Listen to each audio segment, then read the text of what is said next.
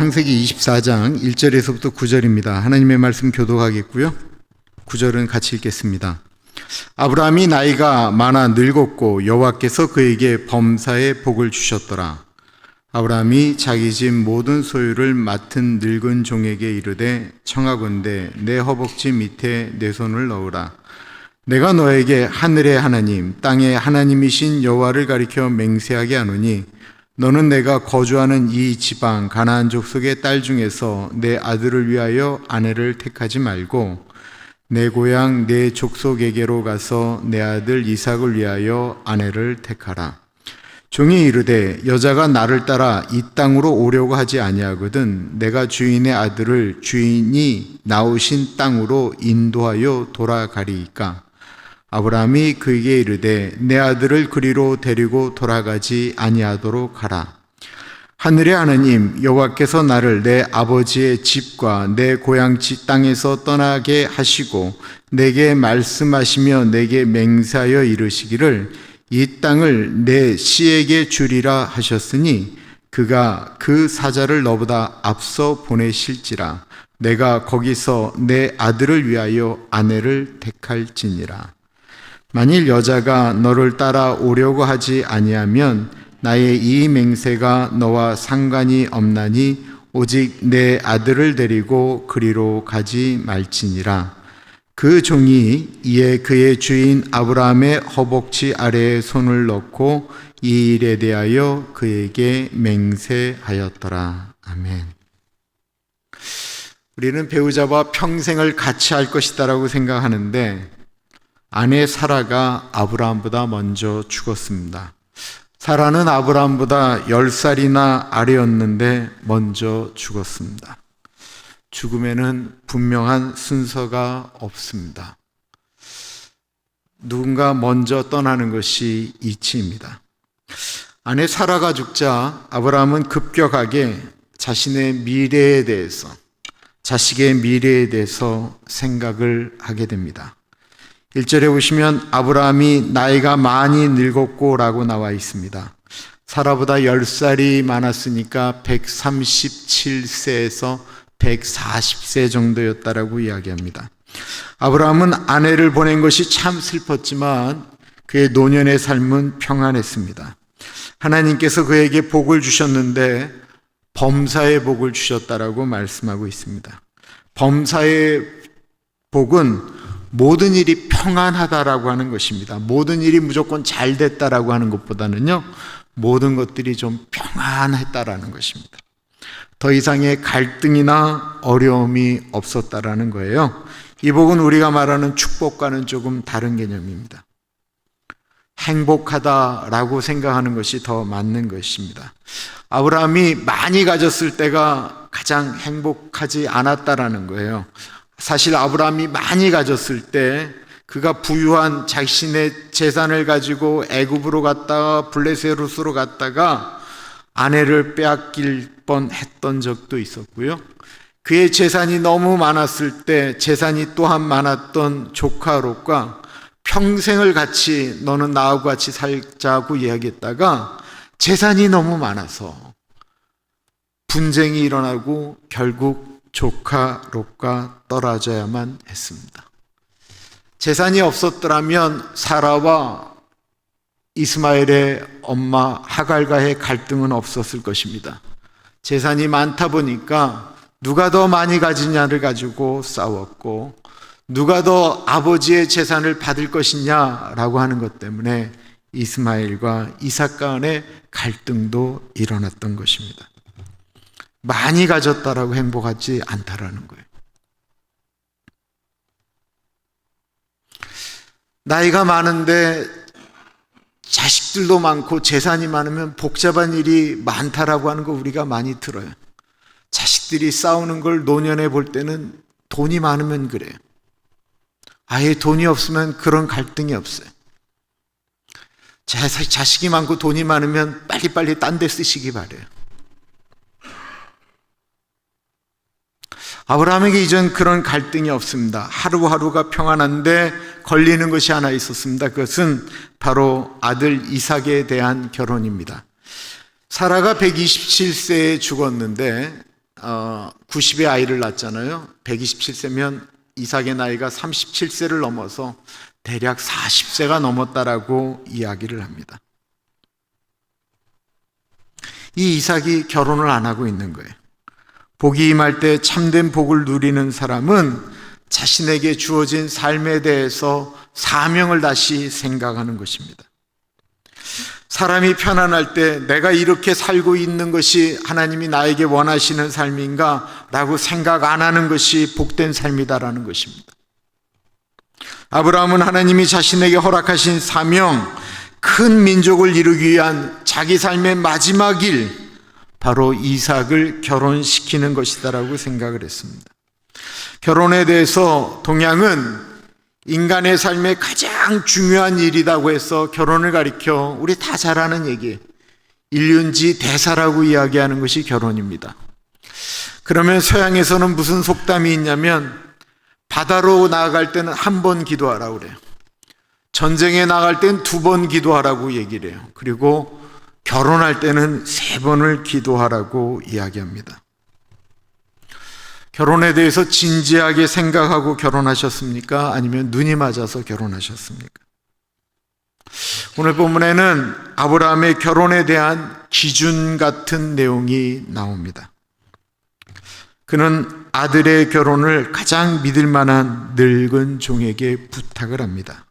아브라함이 자기 집 모든 소유를 맡은 늙은 종에게 이르되 청하건대 내 허벅지 밑에 내 손을 넣으라. 결혼에 대해서 그 일을 위임할 사람을 아브라함의 그 모든 재산을 관리하면서도 청렴한, 그리고 그 재산을 사용하는 데 있어서도 사람들에게 어려움을 겪지 않도록 움직이는 지혜가 있는 늙은 종에게 부탁했다라고 합니다. 일반적으로 아브라함이 어릴 때부터 같이 있었던 종 엘리에셀이라고 이야기하는데, 한번 앞에서 언급하면 또 이름을 넣어도 될 만한데 이름 없는 종, 늙은 종으로만 표현을 합니다. 늙었다라고 하는 것은 육체적으로는 분명히 힘이 줄었다라고 하는 것을 의미하는 거지만, 늙었다라고 하는 것에는 지혜가 있다라는 것입니다. 지혜가 나이 든 어른들에게는 있습니다. 그리고 이 어른들이 보는 것들이, 인생을 많이 사신 분들이 보는 눈이 정확하다라고 하는 것이 참 맞는 이야기입니다. 아브라함은 그 늙은 종을 신뢰하며 그에게 이삭의 혼사를 맡겼습니다. 그리고 종에게 허벅지 밑에 손을 놓고 맹세하라고 이야기합니다. 창세기는 점잖게 표현하고 있지만 사타구니, 즉 남자의 생식기 밑에 손을 놓고 맹세하라고 하는 것은, 자기에게 생식기 밑에 손을 더라고 하는 것은 그만큼 서로의 신뢰를 바탕으로 맹세를 하는 것을 의미하는 거예요. 아브라함은 가장 신뢰하는 종을 불러 가장 중요한 사명인 이삭의 결혼을 맡깁니다. 3절과 4절입니다. 내가 너에게 하늘의 하나님, 땅의 하나님이신 여호와를 가리켜 맹세하게 하노니 너는 내가 거주하는 이 지방 가나안 족속의 딸 중에서 내 아들을 위하여 아내를 택하지 말고 내 고향 내 족속에게로 가서 내 아들 이삭을 위하여 아내를 택하라. 아브라함의 결혼 조건의 첫 번째는 아브라함의 아들 이삭과 결혼할 집안은 믿음의 집안이어야 된다라고 하는 것이었습니다.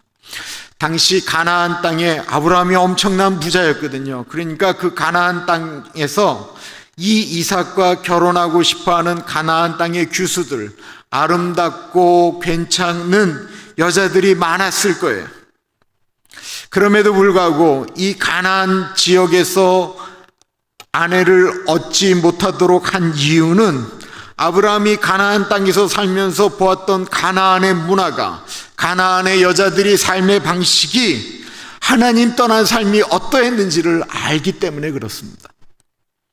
자신의 조카 롯이 선택했던 소돔과 고모라가 어떻게 멸망했는지, 그리고 롯이 그 소돔과 고모라를 떠나서 더 이상 아브라함과 같이 있을 수 없을 정도로 그들의 나중의 삶이 어땠는지를 보았기 때문에 그렇습니다.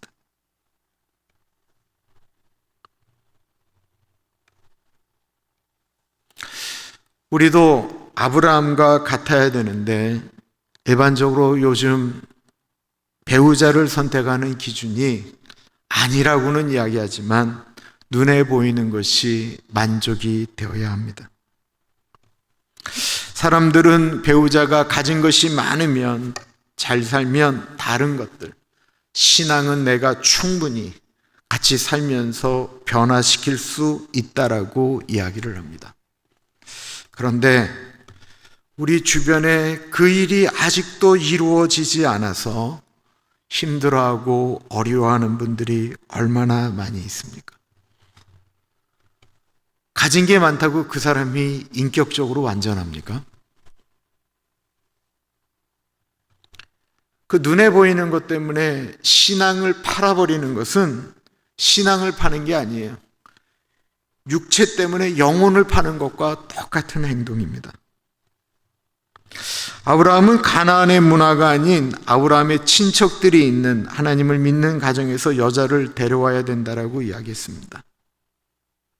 왜냐하면 아브라함은 하나님의 약속의 땅 그 가나안에 믿음의 씨를, 믿음의 큰 민족을 이루어야 되기 때문에 그렇습니다. 그럴 때 저는 그 아브라함이 하란을 떠날 때 그 하란에 있었던 문화에 대해서 아브라함의 아비가 섬겼던 강 전편에서 섬겼던 신에 대한 이야기를 여호수아가 이야기하잖아요.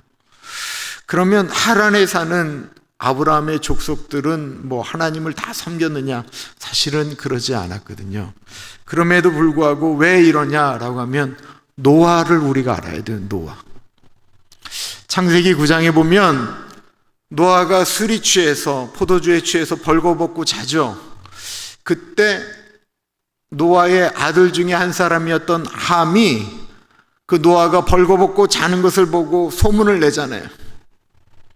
그리고 셈과 야벳은 뒷걸음치를 치어서 이불을 갖다가 아버지의 하체를 덮죠. 그리고는 노아가 잠이 깼는데 본인이 벌거벗고 잤던 모습들을 온 가족이 다 아는 거예요. 누구의 소행인가 알고 봤더니 함의 소문이, 그 함 때문에 그랬잖아요. 그때 아브라함이 저주를 합니다. 아브라함이 저주를 할 때 함의 자손 가나안에 대한 저주를 해요. 창세기 9장입니다. 이에 이르되 가나안은 저주를 받아 그의 형제의 종들의 종이 되기를 원하노라 하고 또 이르되 셈의 하나님 여호와를 찬송하리로다. 가나안은 셈의 종이 되고. 이 가나안이라고 하는 것은 그러므로 함의 자손을 이야기하는 거예요. 저주받은 자손들.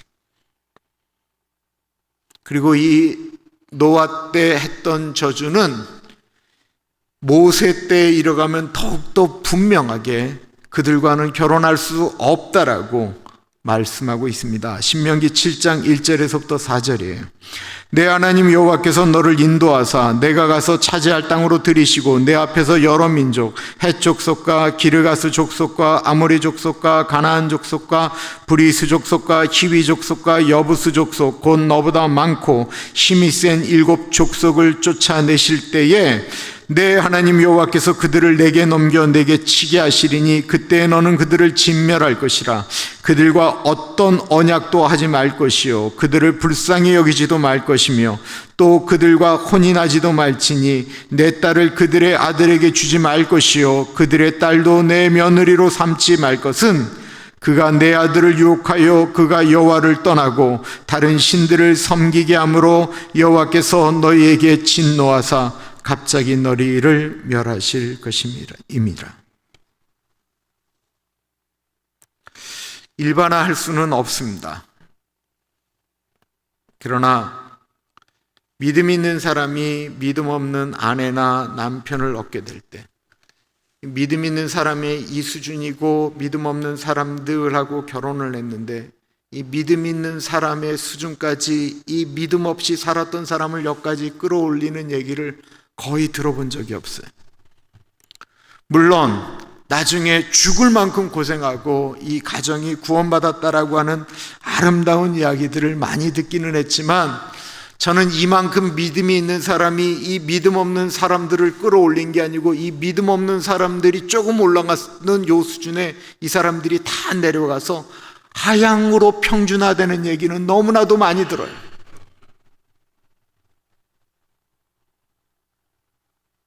성경에 하나님의 훌륭한 사람으로 영향력을 미치다가 이방 여인 때문에 그 선한 영향력이 다 무너지고 사라져버린 사람들이 있습니다.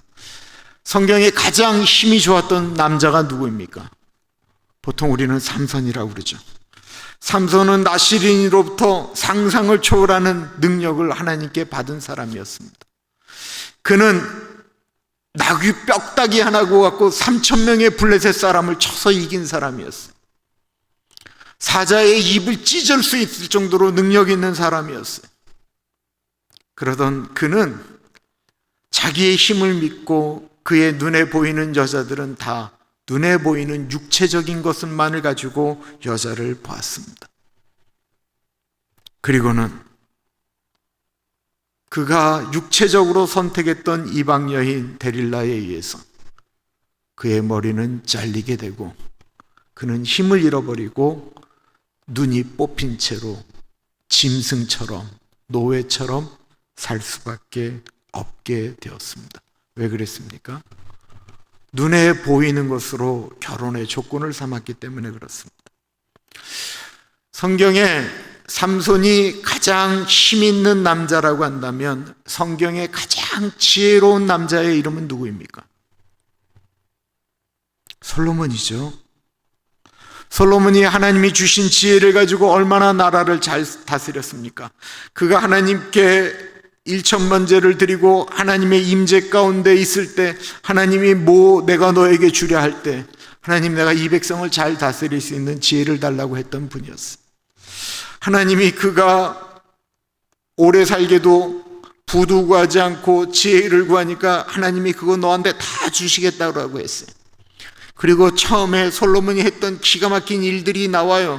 그리고 그가 얼마나 지혜로웠는지 주변에 있는 나라들과의 외교적인 것, 경제적인 것들을 얼마나 잘했는지 진짜 은이나 금이 돌멩이처럼 굴러다닐 정도로 나라가 부강해졌다라는 것입니다. 너무 부유해질 때 그가 영적인 것을 버리고 육적인 것에 눈이 멀기 시작했습니다. 육적인 것에 눈이 멀기 시작하면 그 뒤를 따라서 영적인 것들이 눈이 닫히게 됩니다. 결국 하나님을 경험하고 하나님과 대화하였던 솔로몬이 하나님을 떠나서 이방 신에게까지 절하는 데까지 가게 됩니다. 이방 여인들을 데려다가 아내로 삼고 그 여인들에게 신당을 세워주고 할 때 솔로몬은 자신이 있었을 거예요. 나는 하나님을 믿는 사람이기 때문에 저런 거 해줘도 아무 문제가 없다라고 생각했는지 모르겠어요. 우리 주변에는 주님과 수많은 아름다운 간증을 만들었고 선교에 헌신했었고 방언이나 예언이나 은사를 체험했고 그래서 젊었을 때에 어릴 때에 그 아이의 모습을 보면 저 아이는 어쩌면 목사로 선교사로 살지 모를 거야 라고 했던 많은 사람들이 부모를 떠나서 그들의 눈에 보이는 육신의 아름다움에 빠졌을 때 어느 사이인가 신앙을 완전히 잃어버린 사람들을 우리는 본다라는 것입니다. 아브라함은 그것을 두려워했습니다. 이것을 가리켜 가끔 영적 민감함이라고 이야기하곤 합니다. 이 영적인 민감함은 결혼에만 국한되어지는 것이 아닙니다. 신앙을 가졌지만 육적인 것, 눈에 보이는 것에 대해서만 신경을 쓰게 되면 영적인 것은 약해질 수밖에 없습니다. 그럼 하나님은 영적인 것에만 신경 쓰고 육적인 것, 우리의 용모를 가꾼다든지 하는 것은 하지 말라는 것이냐? 아니, 그렇지 않아요. 성경에는 용모가 아름다웠다는 얘기가 굉장히 많이 나와요. 성경을 뒤져보니까 8번 정도가 나와요. 창세기 39장 6절에 좋은 쪽으로만 읽어볼게요. 주인이 그의 소유를 다 요셉의 손에 위탁하고 자기가 먹는 음식 외에는 간섭하지 아니하였더라. 요셉은 용모가 빼어나고 아름다웠더라. 사무엘상 17장 블레셋 사람이 둘러보다가 다윗을 보고 업신여기니 이는 그가 젊고 붉고 용모가 아름다움이라. 열왕기상 1장 6절 그는 압살롬 다음에 태어난 자요 용모가 심히 준수한 자라. 에스더 2장 7절 그의 삼촌의 딸 하다사 곧 에스더는 부모가 없었으나 용모가 곱고 아름다운 처녀라. 그의 부모가 죽은 후에 모르드게가 자기 딸같이 양육하더라. 다니엘 1장 4절 곧 흠이 없고 용모가 아름다우며 모든 지혜를 통찰하며 지식에 통달하며 학문에 익숙하여. 용모는 참 중요한 겁니다. 우리가 그래도 예배당이나 어디 나갈 때 반듯한 용모를 갖고 나가려고 하는 것이 마땅하죠. 근데 구약의 용모에 대한 칭찬이 나왔던 사람들은 육적인 것뿐만 아니라 영적으로 신실했다라는 거예요. 근데 여러분 요즘 성경에 우리 컴퓨터가 잘 돼 있으니까요. 성경 찾기에 한번 용모를 쳐보세요. 그러면 구약에는 용모라는 얘기가 7번 정도가 나오는데 신약에는 딱 한 번 나와요. 그것도 어디 때 나오냐면 예수님이 변화산에서 모세와 엘리야와 대화한 다음에 그 예수님의 모습이 바뀌었다고 할 때 예수님의 용모가 변화됐다라고 할 때 딱 한 번 나와요. 즉 신약에 와서는 아름다움에 대한 개념에 대해서 이야기하지 않는다라는 거예요.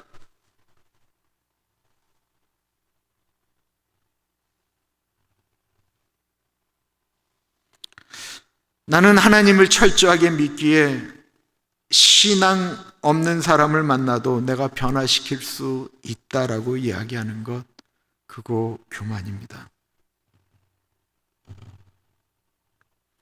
이쁘면 모든 것이 용서가 된다고요? 한 달만 같이 살아보세요. 얼굴 이쁜데 성질 나쁘면요, 그거 도저히 못 살아요. 그래서 얼굴이 이쁜 여자랑 사는데 상상할 수 없는 못생긴 여자하고 바람 날 때가 굉장히 많아요. 그거 아세요?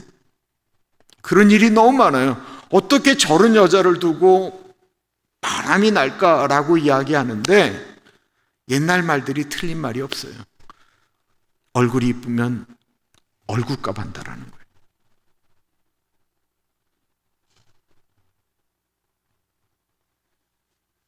그렇다고 그럼 믿음만 보고 결혼해야 되느냐?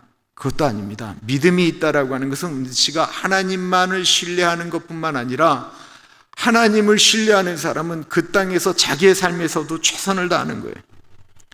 제가 정말 아꼈던 후배가 하나 있어요. 이게 찬양 사역이라고 하는데 찬양이라고 하는 게 목소리가 아주 특별하지 않아도 찬양에 정말 기름 부으심이 있는 애가 있어요.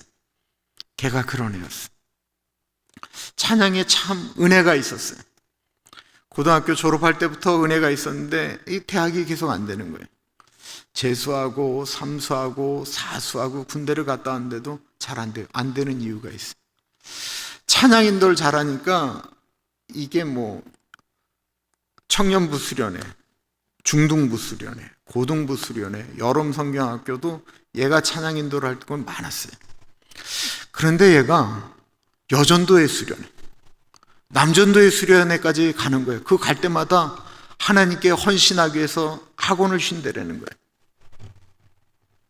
결국은 학교를 포기했어요. 그리고 직장을 다녔어요.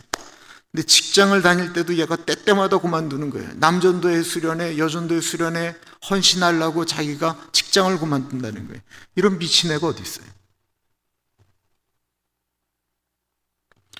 하나님 앞에 큰 순종을 한다라고 이야기할지는 모르겠지만 누가 그 남자에게 시집을 가겠습니까?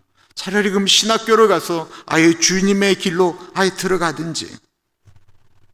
지금은 뭐를 하는지 모르겠어요. 어느 순간부터 더 이상 불려지지가 않는 거예요. 사람들도 부담스러운 거예요.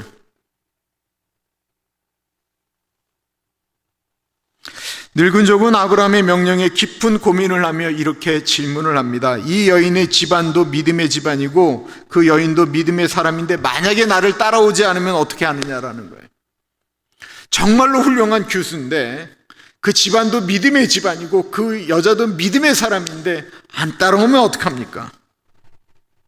그러면 이삭을, 그 여자를 이쪽 가나안 땅으로 데려오지 말고 내가 이삭이 너무 괜찮은 여자니까 이삭을 데리고 갈까요? 라고 묻는 거예요. 종이 이르되 여자가 나를 따라 이 땅으로 오려고 하지 아니하거든 내가 주인의 아들을 주인이 나오신 땅으로 인도하여 돌아가리이까. 조건이 다 맞습니다. 기가 막힙니다. 집안도 믿음의 가정일 뿐만 아니라 그냥 믿음의 가정에 진짜 어마어마한 부자예요. 엄청난 부자예요. 상상할 수 없는 부자예요. 거기다 자란 딸이 믿음도 좋고 용모도 아름답고 다 좋아요. 단 한 가지 조건이 있다고 한다면 이삭이 이 집으로 들어와서 대릴사위가 되어주면 이 모든 재산이 다 그에게 간다라는 거예요. 그러니까 가나안에 머물지 말고 이 하란으로 오라고 하는 것입니다. 여기에 오면 모든 것들이 다 해결된다라는 거예요. 어떻게 하시겠습니까? 여러분들의 자녀가 어마어마한 집안인데 이 집이 너무 괜찮은 집이에요. 부모님들도 괜찮고 환경도 괜찮고 거기다가 돈도 많고 다 괜찮아요. 거기다가 자녀들도 믿음의 자녀예요. 조건이 하나 있는데 무조건 글로 가야 된다라는 거예요. 어떻게 하시겠어요? 최선의 적이 뭐죠? 최선의 적은 최악이 아닙니다. 최선의 적은 차선입니다. 수많은 사람들이 차선을 선택하죠. 차선 때문에 최선의 선택을 하지 않는 거예요. 이만하면 됐다라는 거예요. 그런데 아브라함에게는 문제가 있었어요. 그것은 아브라함에게 있어서 최선은 하나님이 약속하신 그 가나안 땅에서 큰 민족을 이루는 거예요. 이거는 하나님이 아브라함에게 주신 약속이었고 이것이 아브라함에게는 최선이에요. 아무리 믿음이 좋고 가문이 좋고 다 좋아도 이삭이 그 가나안에서 민족을 이루어야지 딴 데 가서 해서는 안 된다라는 것입니다. 아브라함이 그에게 이르되 내 아들을 그리고 데리고 돌아가지 아니하리라 하고 아브라함은 거절합니다. 그리고 아브라함은 하나님에 대한 믿음을 선포합니다. 하늘의 하나님 여호와께서 나를 내 아버지의 집과 내 고향 땅에서 떠나게 하시고 내게 말씀하시며 내게 맹세하여 이르시기를 이 땅을 가나안을 내 씨에게 주리라 하셨으니 그가 그 사자를 너보다 앞서 보내실지라 내가 거기서 내 아들을 위하여 아내를 택할지니라. 아브라함은 나이가 들수록 세상의 복을 바라보는 것이 아니고요, 하나님이 주신 약속의 말씀을 붙들었다라는 것입니다. 이삭이 아직 40이 됐는데 장가 안 갔습니다. 그럼에도 불구하고 그 여인이 정말로 하나님의 사람이라고 한다면 그 모든 것 가운데도 그 여인은 하란을 포기하고 이 가나안으로 올 것이다라고 믿었다라는 것입니다. 그것이 바로 네가 갈 때에 너보다 먼저 하나님이 사자를 보내서 너보다 앞서가서 그 일을 행하실 것이다라고 말씀했다라는 것입니다. 이 여자애가 하란을 떠나서 가나안으로 오겠다라고 결정할 때 그 아이가 결정하는 게 뭐예요? 그 여자가 결정하는 것은 믿음 하나예요. 믿음. 그러니까 아브라함은 신부의 집안도 봤지만 신부의 믿음도 봤다라는 것입니다. 이게 대단히 중요해요. 목사의 자식이라고, 장로의 자식이라고 그들의 신앙이 높다고 생각하면 그 완전한 착각입니다.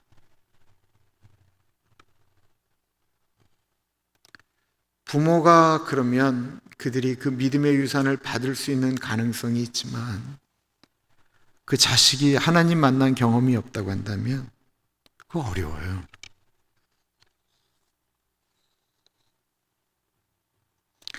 근데 그 자식에게 그런 믿음을 유산으로 남기는 것도 부모가 얼마나 하나님 앞에 신실한가 하는 것입니다. 내가 자식들을 위해 기도하면서 내가 살아가면서 내가 늘 돈 하면요, 그것이 자식들의 기준이 될 것입니다. 내가 자녀들을 위해 기도할 때 믿음이 우선이다라고 선포하면 자식들은 그 길 따라가게 될 것입니다. 나이가 먹을수록, 시간이 지날수록, 신앙생활을 할수록 더욱 하나님과 멀어지고 나이가 들어가면서 자꾸만 눈에 보이는 것만을 생각하는 사람들을 보게 돼요. 그들이 나중으로 갈수록 그들의 삶에 없는 것이 있다고 한다면 그는 열매입니다. 그러나 나이가 들어가면 나이가 들어갈수록 하나님에게 자신의 삶을 맞추려고 애쓰는 분들이 있어요. 어려움이 와고 힘든 일이 와도 그들에게 나타난 것이 있다고 한다면 그것은 열매입니다. 아브라함은 나이가 먹을수록 삶의 중심, 삶의 결정이 더욱 하나님 중심으로 나아갑니다. 그러자 하나님은 그의 삶을 더욱더 복되게 하셨습니다. 아브라함이 우리보다 완전했느냐? 그렇지 않은 건 우리가 성경을 보면서 알 수 있습니다. 아브라함은 자신의 눈이나 자신의 경험을 이제 믿지 않게 된 것입니다. 아브라함이 엘리에셀을 보내고 하나님의 사자가 너보다 먼저 갈 것이다 라고 이야기했던 것은 다 이건 기도예요. 하나님께 납작 엎드리게 되었다라는 것입니다. 하나님은 우리의 연약함과 부족함을 다 아십니다. 그래서 우리가 납작 엎드려 하나님을 바라보기를 원해요. 우리가 삶의 어떠한 정확한 기준을 갖고 살아가기를 원하세요. 그러나 우리가 그것이 흔들릴 때가 있기 때문에 하나님 우리를 도와달라고 우리가 하나님 앞에 납작 엎드리는 거예요. 우리 삶의 정확한 기준을 가지고 이 땅을 살아가는 우리 모두가 되기를 간절히 축원합니다. 참으로 존귀하신 하나님, 아브라함이 이삭의 아내를 선택하는 이 기준들을 보았습니다. 하나님, 우리가 때때마다 살아가면서 우리 삶의 기준이 어떤가를 생각하게 됩니다. 주님, 하나님이 원하시는 삶의 기준을 세워놓고 그 원칙이 흔들리지 않는 우리들이 되어지기를 간절히 기도합니다. 하나님, 우리들의 자녀들 중에 그래서 주님을 떠난 사람들이 있습니다. 하나님, 너무 아파하며 고통하는, 기도하는 부모님들의 기도를 기억하여 주셔서 속히 돌아올 수 있는 은혜를 허락하여 주옵소서. 지금은 우리 주 예수 그리스도의 은혜와 우리를 너무나도 사랑하셔서 하나밖에 없는 아들을 넉넉하게 보내주신 하나님 아버지 그 크신 사랑하심과 성령 하나님의 감화감동 역사 충만 교통하심의 놀라운 은혜가 하나님의 말씀을 듣고 그 뜻대로 살기를 소원하는 사랑하는 주의 백성들 머리 위에 지금으로부터 영원토록 같이 하시길 간절히 축원하옵나이다. 아멘.